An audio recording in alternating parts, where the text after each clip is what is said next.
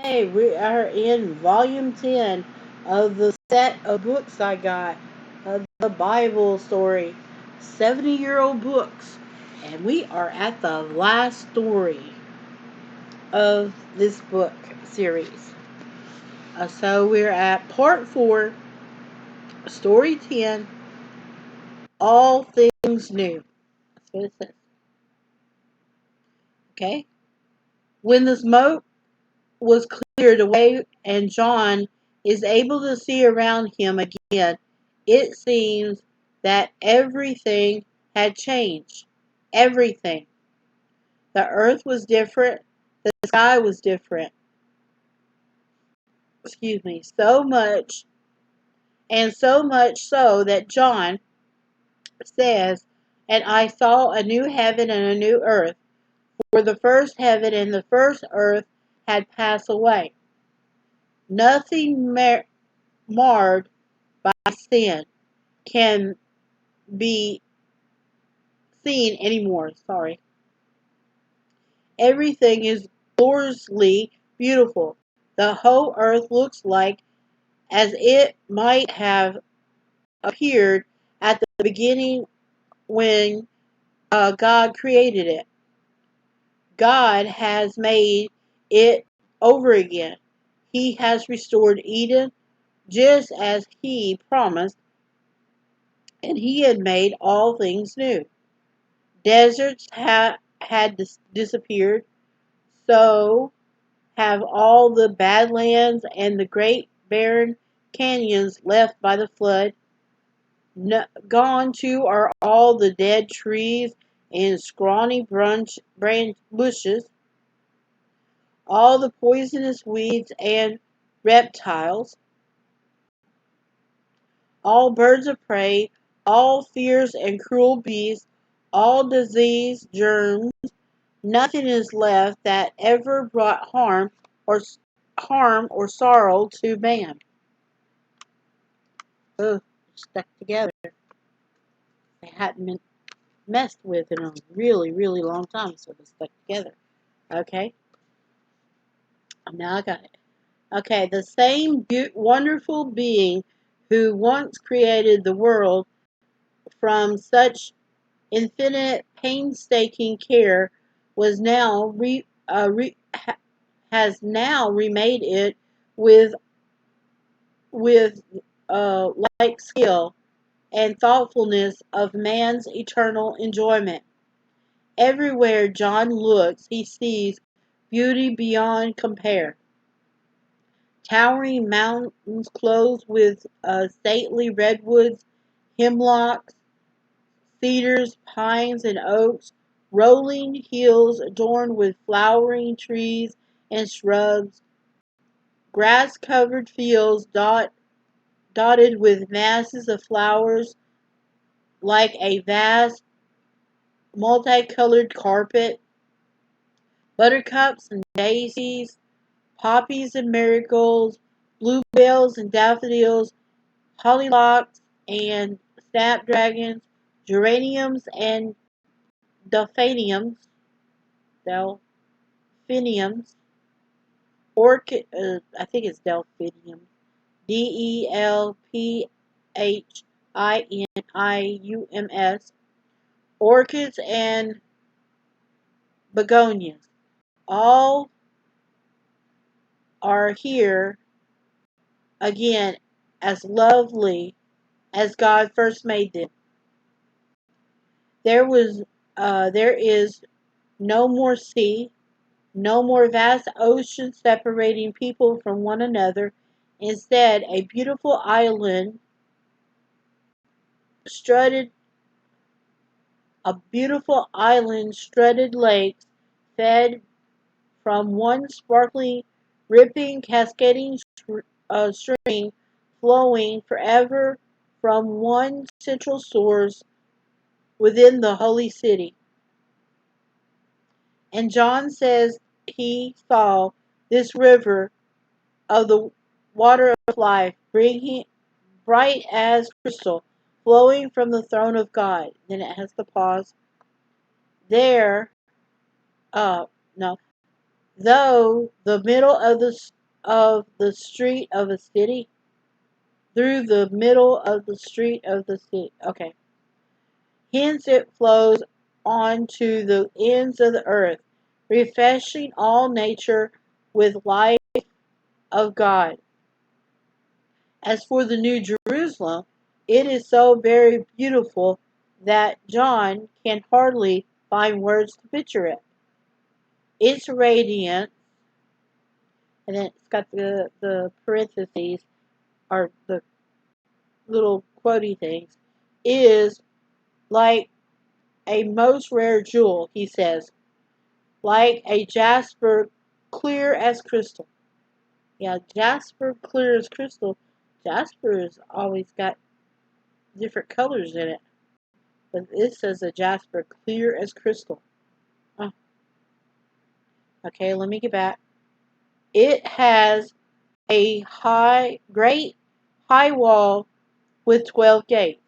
It, yet an old, it is like an old world fortress, for the walls is of jasper and the gates of pearl, while the rest of the city is of pure gold, clear as glass. John and guess what? They use gold. Whenever I heard that the first time, it was interesting when all the space travel that they're talking about. They use gold visors on there, and they actually could see through the gold visors. It's weird, ain't it? So they clear gold. Yeah, some of the space stuff is made of clear gold. Ooh, weird. Okay, let me get back to the story. Sorry, and I freak you out when sorry. Okay, John specially mentioned the foundations, for they are so very different. They are not made of concrete or brick or heavy logs, but all sorts of jewels. As the light from the throne shines through them, they flash and sparkle in glorious colorings. In other words, all the 12 representations of the things are on each of the corners. Okay, let's get back. John looks at the temple, but there isn't one. There is no need for one anymore. No more sacrifice for sin will ever be required, for Jesus made it once and for all.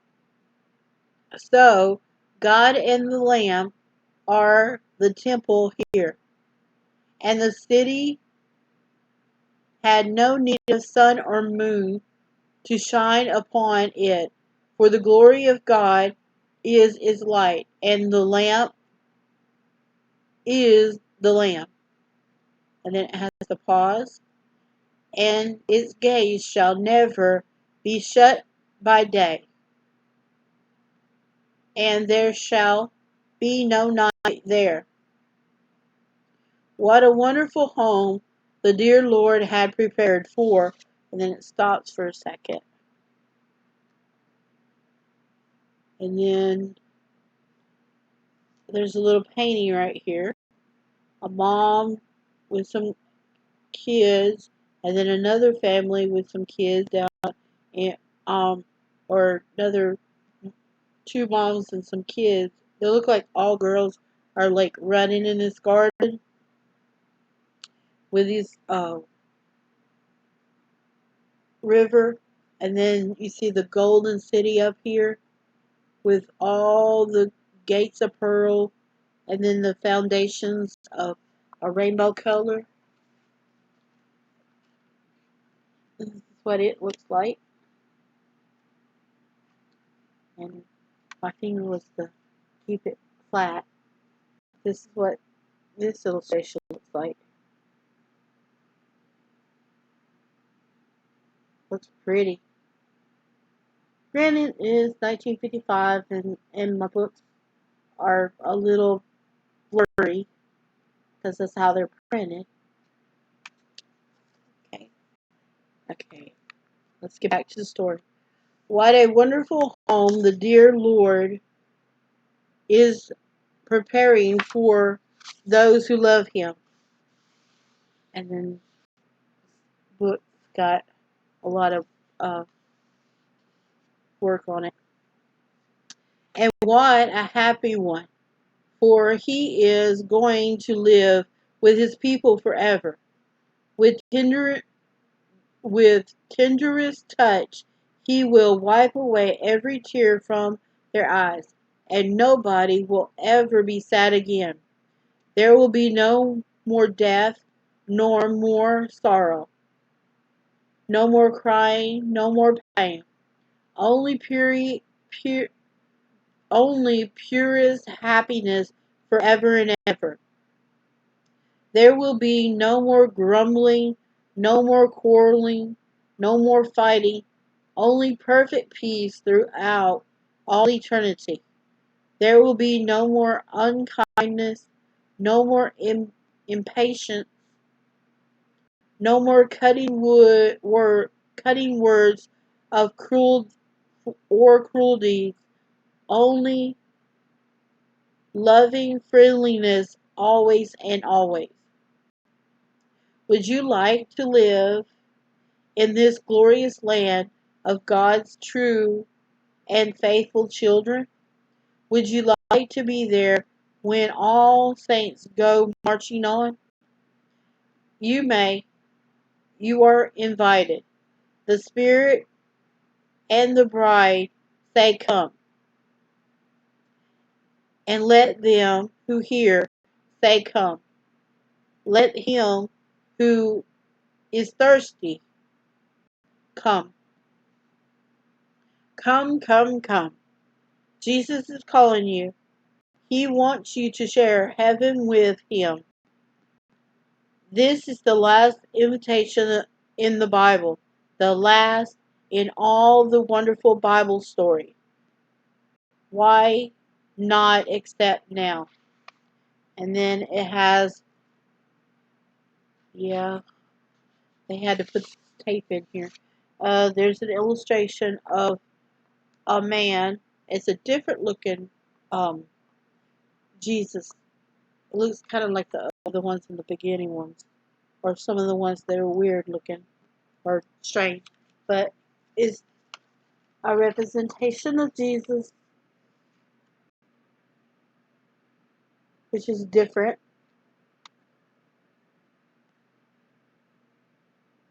And it's the printing, not my camera. It doesn't say who painted it. I'll look and see.